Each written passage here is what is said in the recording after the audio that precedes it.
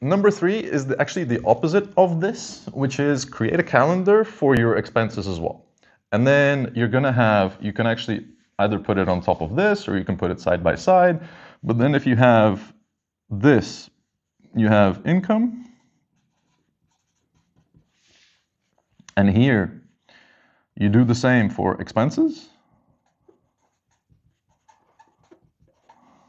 Then you will know how many suppliers you have for monthly, quarterly, biannual, annual payments. And guess what? Then you know the totals as well, again. And if your total is, let's say, 110K, then you know that you're going to be in a downturn here, right? You're going to have to find money to cover these costs, okay? Now, why do you do this? Because if you map these two things together from the calendar, you understand, in general, if there are any months where you have a minus, okay? Now, if you do have months where you're in a minus, it might not be scary if you're investing and you know that it's to sustain growth in the future. But if it's not, and you have a stable business that's growing, yes, it's growing, but it's not a, you're not investing a lot of money and time into super growth. You're growing by word of mouth, by a small marketing campaign and these kind of things, and that's absolutely fine.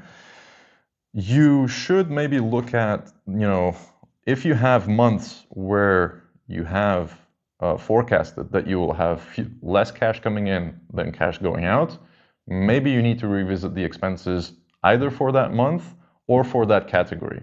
And maybe sometimes it's better to change annual payments to monthly payments, because some months, especially if you're a very seasonal business, guess what? A lot of the tools, you can switch them off for a few months and nothing happens.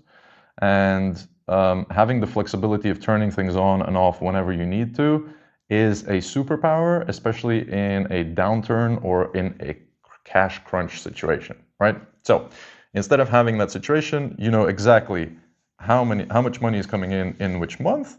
You can forecast that out. And by the way, don't forecast in this, non-customers or expected growth. This is actually just purely based on your existing customers, right? And if this is positive based on existing customers and the existing contracts that you have, you're pretty golden.